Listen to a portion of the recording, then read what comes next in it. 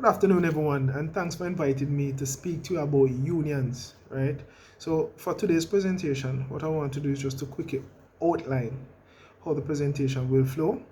So, firstly, what I'll do is define what a union is and its purpose. Then I'll be looking at some fun facts as it relates to unions, and then we'll be looking at the benefit of having a union, and we'll also be looking at exploring some downsides of having a union. And then we'll be looking into what is HR's role in maintaining an effective relationship with unions. And then finally, we'll be looking at how HR and employers can actually prevent a union from forming within the company. All right, so let's go. So, what is a union?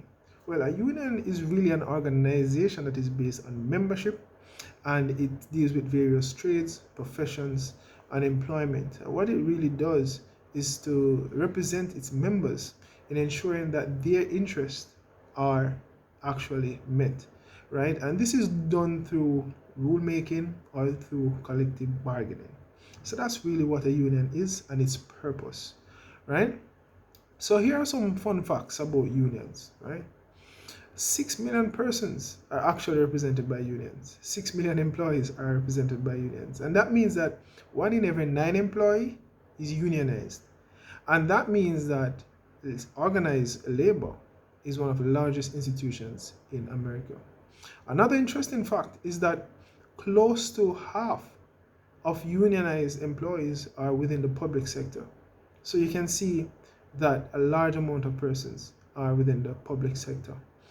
Another interesting fact is that 65%, approximately 65% of employees that are unionized are either women or people of color.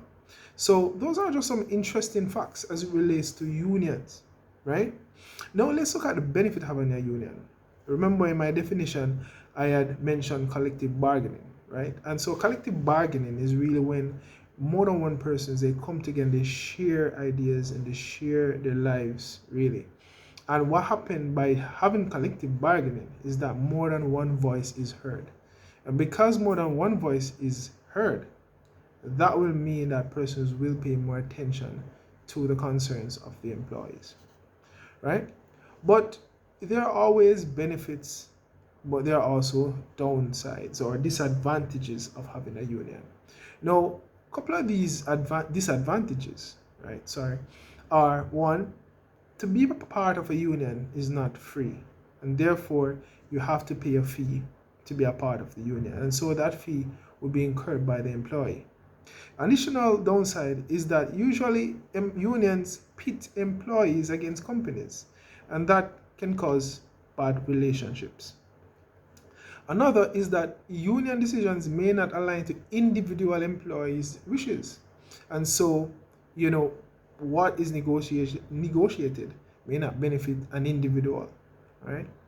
Having a union really does not support individuality, right? Because it's collective. It's, a collection of everybody's, interest, right?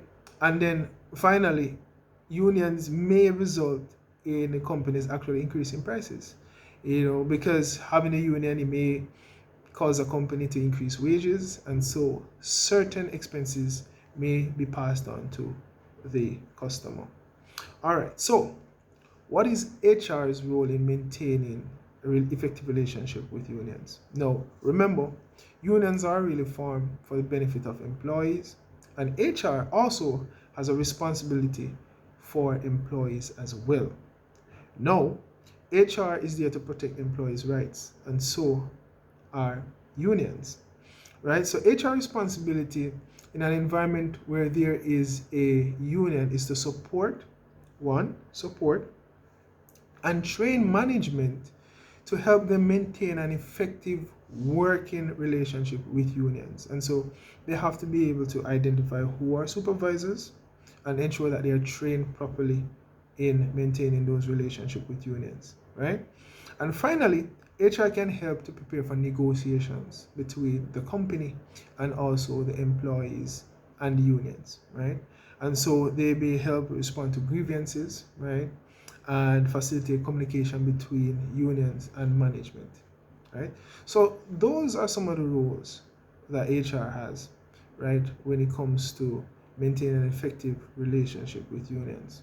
Now, finally, I want to speak to you about how HR and employers can prevent a union from actually forming within a company.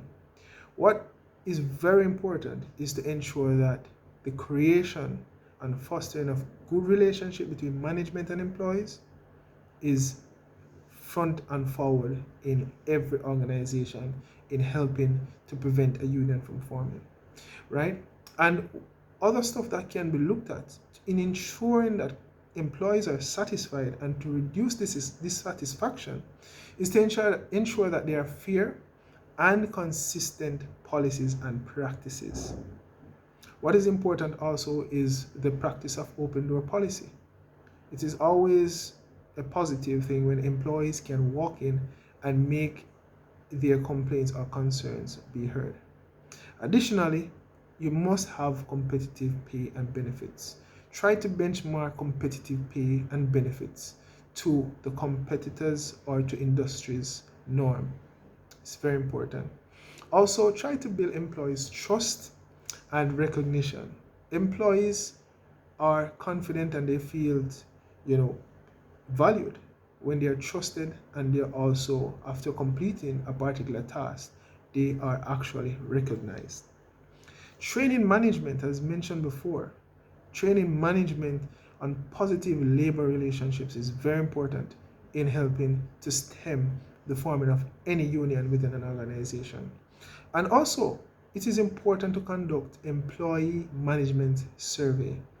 It's always important to hear what employees have, the concerns that they have. And then finally, you have to ensure that employees prepare the first round of union avoidance materials. That's important as well. So those are just a few tips, and I hope this was very informative to you. Talk to you soon.